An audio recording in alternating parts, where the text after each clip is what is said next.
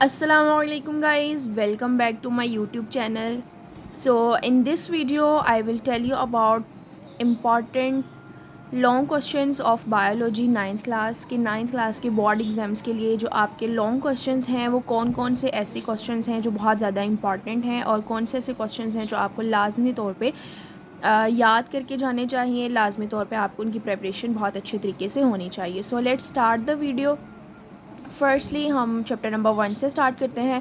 तो इम्पॉर्टेंट जो long questions हैं चैप्टर नंबर 1 के, उसमें आ जाता है हमारे पास ब्रांचेस ऑफ बायोलॉजी। अच्छा, बायोलॉजी की ब्रांचेस में वो कोई सा भी आपको जो है वो चार में भी नाम भी लिख के आपको दे सकते हैं कि ये चार ब्रांचेस को आप जो है वो एक्सप्लेन कर दें, या सिंपली आपको ये कह सकते हैं कि explain the branches of biology any 4 यानी 5। ठीक है, इस तरह से आपको क्वेश्चन पूछा जा सकता है। तो आपको जो बायोलॉजी की ब्रांचेस हैं वो अच्छे तरीके से याद होनी चाहिए। उसके बाद आगे आ जाता है हमारे पास जो इम्पॉर्टेंट क्वेश्चन आता है वो आ जाता है हमारे पास करियर्स इन बायोलॉजी। ठीक है, इन करियर्स में जो आपका ये मेडिसिन सर्जरी वाला और फिशरीज़ वाला है ना, ये जो दो करियर्स हैं ये बहुत ज़्यादा इंपॉर्टेंट है। ठीक है, बाकी आपको कोई भी पूछे जा सकते हैं या सिंपली इसी तरह कहा जा सकता है कि कोई से 4 या कोई से जो 5 हैं वो करियर्स आप बायोलॉजी के एक्सप्लेन कर दें। ठीक है, उसके बाद अगर हम नेक्स्ट बात करते हैं, उसके बाद अगर हम इम्पॉर्टेंट लॉन्ग क्वेश्चन की बात करते हैं तो इस चैप्टर में आपके पास ये वाला क्वेश्चन भी इम्पॉर्टेंट है कि right the role of Muslim scientists in contribution to study of science. ठीक है, इस तरह से भी क्वेश्चन आपको पूछा जा सकता है, तो ये भी आपको अच्छे तरीके से जो है वो याद होना चाहिए, रोल ऑफ मुस्लिम साइंटिस्ट। ठीक है, नेक्स्ट अगर हम बात करते हैं इंपॉर्टेंट क्वेश्चंस की, तो ये आपके पास लेवल ऑफ ऑर्गेनाइजेशन आ जाता है। ठीक है, इसमें से आपको कोई भी लेवल पूछा जा सकता है।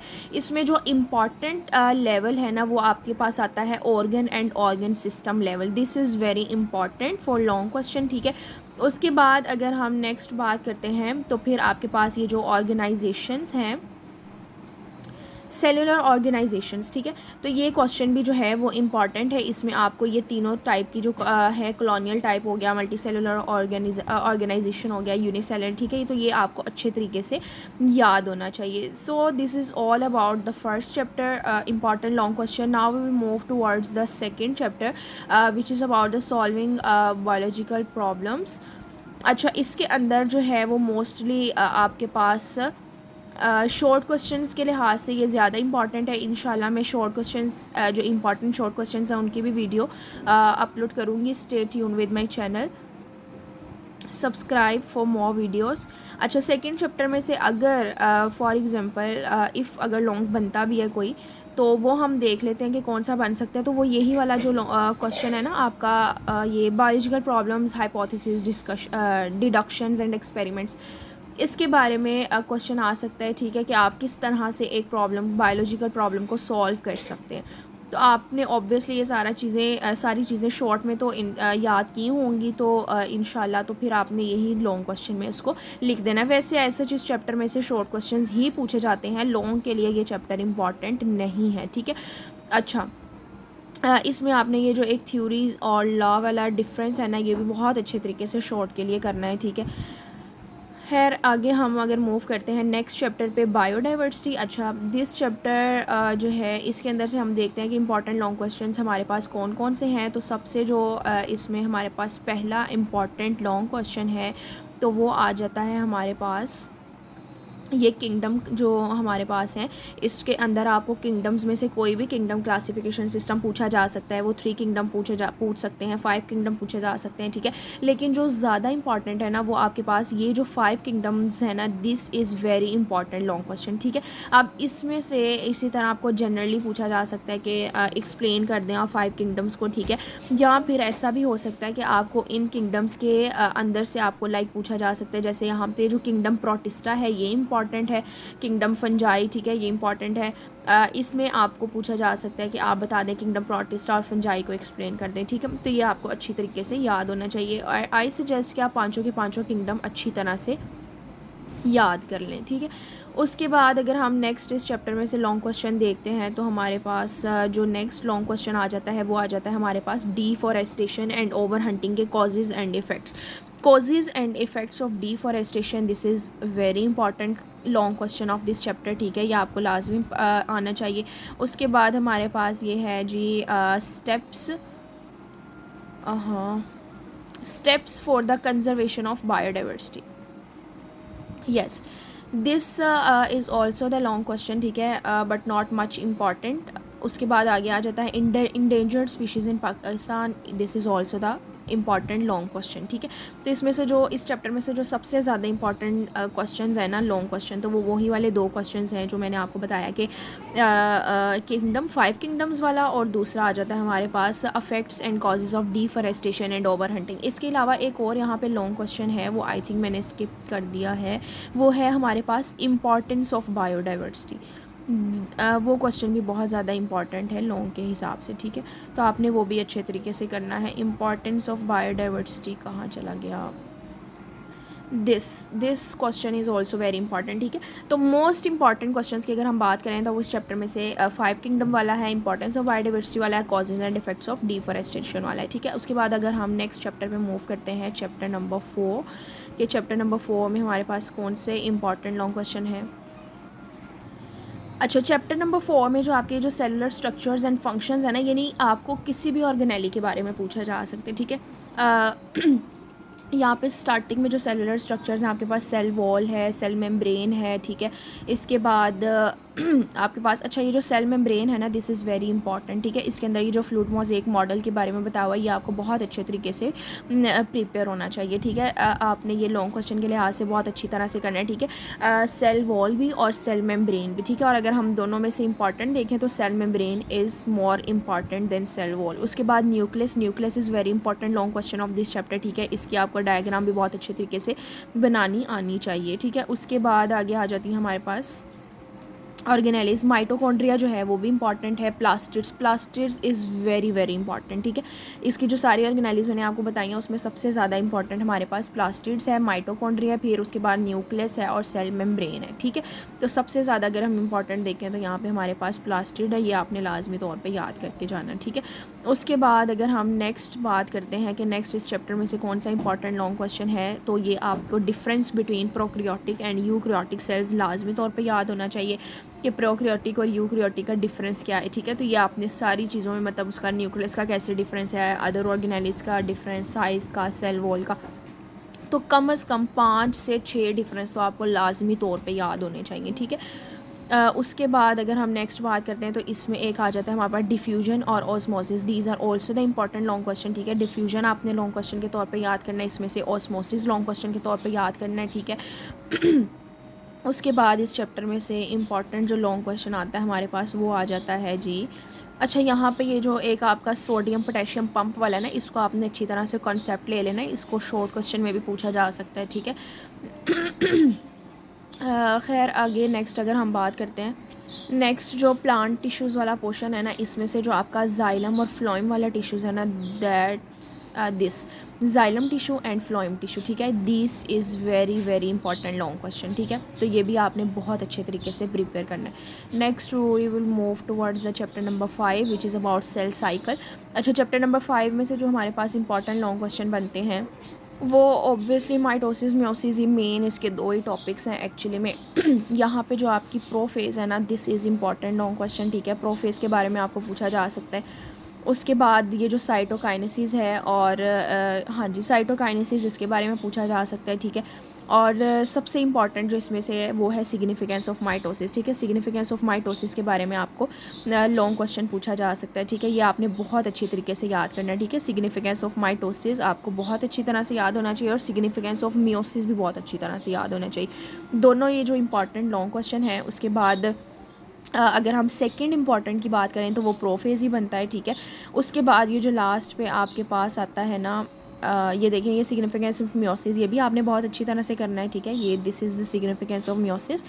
उसके बाद ये जो लास्ट पे आपके पास आ जाती है ना disease, these are also very important, apoptosis and necrosis. तो मेन जो इसमें से सबसे ज़्यादा इंपॉर्टेंट चैप्टर नंबर 5 में से लॉन्ग क्वेश्चन कौन सा है हमारे पास, सिग्निफिकेंस वाला माइटोसिस मियोसिस दोनों की सिग्निफिकेंस आपने करनी है।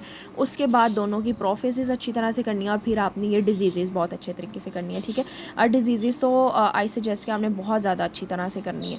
डिजीज़ का क्वेश्चन वैसे भी मोस्टली पूछा जाता है। So the next chapter is chapter number 6। अच्छा, चैप्टर नंबर 6 को तो आपने जो है ना वो शॉर्ट क्वेश्चन के लिए अच्छे तरीके से याद करना है। इंपॉर्टेंट शॉर्ट क्वेश्चन कौन से आपकी पूरी बुक में से, उसकी मैं वीडियो इंशाल्लाह जल्द बना के अपलोड करूँगी। वैसे जो अगर हम फॉर एग्जांपल खुदा ना खास्ता अगर पेयरिंग स्कीम के फॉर एग्जांपल पेयरिंग स्कीम के लिहाज से नहीं आ रहा या आपको 6 चैप्टर में से भी लॉन्ग क्वेश्चन आ गया, तो उसकी भी हम बात कर लेते हैं एहतियात के तौर पे कि अगर 6 चैप्टर में से लॉन्ग क्वेश्चन आते हैं तो कौन से इंपॉर्टेंट है। कैरेक्टरिस्टिक्स ऑफ एंजाइम जो है वो इंपॉर्टेंट है, यूजेस ऑफ एंजाइम इंपॉर्टेंट है। इसके अलावा जो सबस्ट्रेट कंसनट्रेशन या टेम्परेचर का अफेक्ट है वो इंपॉर्टेंट है। लॉक एंड की मॉडल इंपॉर्टेंट है, ठीक है। ये चैप्टर ना पूरा ही जो है वो इसमें इंपॉर्टेंट चीज़ें डिस्कस की गई हैं। एक छोटा सा समराइज़ किया हुआ चैप्टर है एंजाइम्स के बारे में, तो ये सारा ही आपको ना बहुत अच्छे तरीके से याद होना चाहिए, ठीक है। डी नेचुरेशन आपको शॉर्ट के लिए बहुत अच्छी तरह से प्रिपेयर होना चाहिए। ऑप्टिमम टेम्परेचर बहुत अच्छी तरह से प्रिपेयर होना चाहिए। तो वैसे अगर हम लॉन्ग के हिसाब से देखें ना तो मेजॉरिटी जो ज़्यादा इंपॉर्टेंट लॉन्ग है ना वो ये मैकेनिज़्म ऑफ एंजाइम एक्शन, जिसमें आपके दोनों मॉडल्स आते हैं, लॉक एंड की मॉडल वाला और इंड्यूस फिट मॉडल वाला, ठीक है। उसके बाद इसकी कैरेक्टरिस्टिक्स यूजेस वगैरह इंपॉर्टेंट है। उसके बाद अगर हम नेक्स्ट चैप्टर में बात करते हैं चैप्टर नंबर 7 बायोएनर्जेटिक्स, ठीक है। इसमें से जो इंपॉर्टेंट लॉन्ग क्वेश्चन आपके बनते हैं ना, सबसे ज़्यादा इंपॉर्टेंट इसमें से ना आपका बनता है light reaction and dark reaction, ठीक है। यानी जो आपके फोटोसिंथेसिस और रेस्पिरेशन के नेक्स्ट स्टेप्स हैं, मैं आपको बता ये दिस इज़ लाइट रिएक्शन, ठीक है। दिस इज़ वेरी इंपॉर्टेंट, ये आपको बहुत अच्छी तरह से प्रिपेयर होना चाहिए। लाइट रिएक्शन आपने बड़े अच्छे तरीके से करके जाना है। ये जो इसकी ये जी साइकिल बनी हुई है ये आपने बहुत अच्छी तरह से याद करके जानी है, ठीक है। उसके बाद ये डार्क रिएक्शन, इसको हम क्या कहते हैं, केल्विन साइकिल, ठीक है। तो ये आपको इसका सेकंड नेम भी याद होना चाहिए, कंफ्यूज आपने नहीं होना। ये केल्विन साइकिल भी आपको बनानी आनी चाहिए।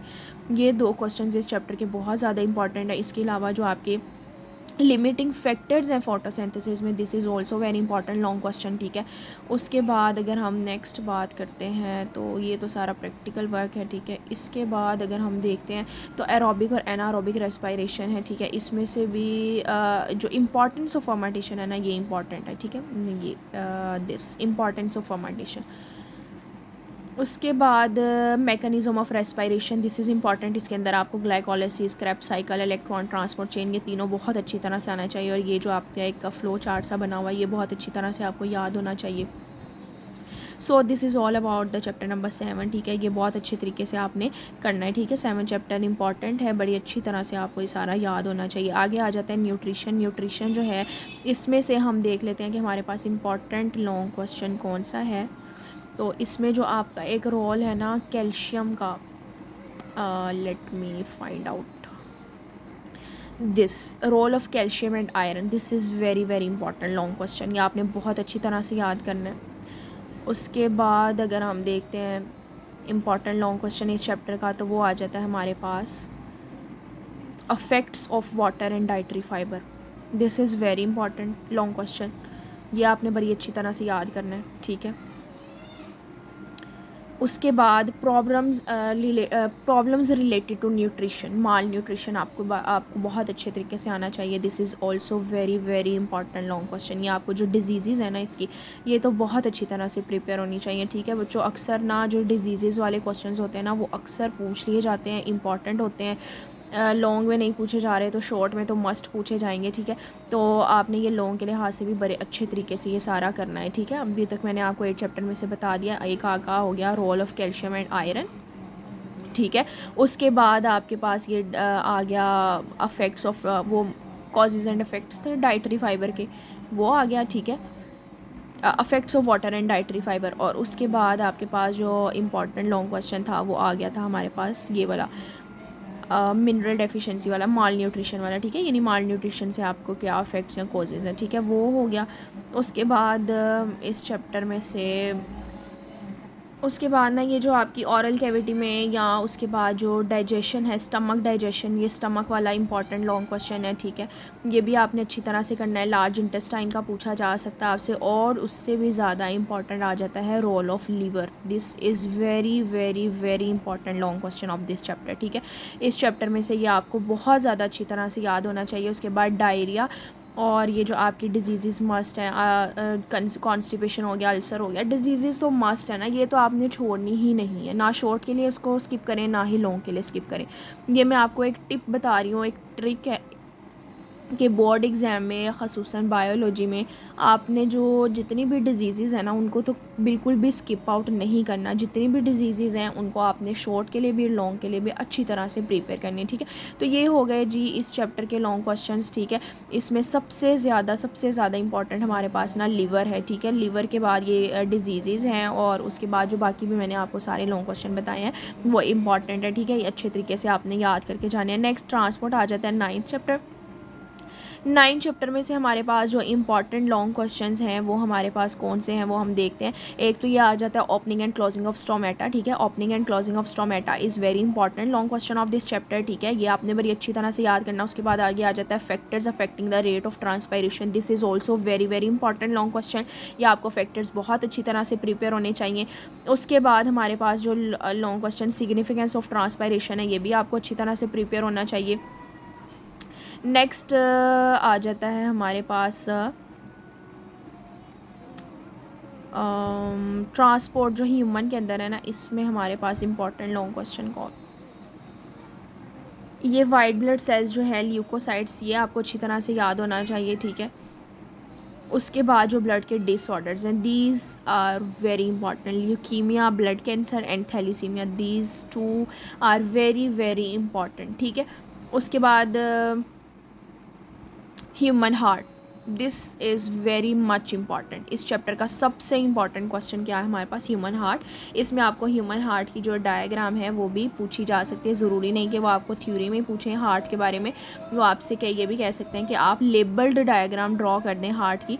तो this is also very very important, ठीक है। तो आपने ये अच्छी तरह से करनी है। उसके बाद आगे तो वही डिजीज़ आ जाएंगी हार्ट की, ब्लड वेसल्स की, वो तो आपने करनी ही करनी है, ठीक है। अच्छा, इसमें से जो ब्लड वेसल्स है ना, इसमें से जो आर्टरीज़ है ना, ये भी इम्पॉर्टेंट है। आर्टरीज़ हो गया, आर्टीरियल सिस्टम हो गया, ये आपने करना है अच्छी तरह से। ये भी लॉन्ग क्वेश्चन है। उसके बाद डिजीज़ आ गई, ये तो करनी ही करनी है। डिजीज़ तो हमने किसी भी हाल में स्किप नहीं करनी, लॉन्ग क्वेश्चन के लिए भी और शॉर्ट क्वेश्चंस के लिए भी, ठीक है। सो this is all about the important long question of this book 9th class biology. जिस भी चैप्टर में से जो क्वेश्चंस जो लॉन्ग क्वेश्चन के लिहाज से इंपॉर्टेंट बन रहे थे वो मैंने आपको बता दिए हैं। Hope so you like the video. If you wanna watch more videos like this then subscribe my channel, share this video with your class fellows and friends. अल्लाह हाफिज़।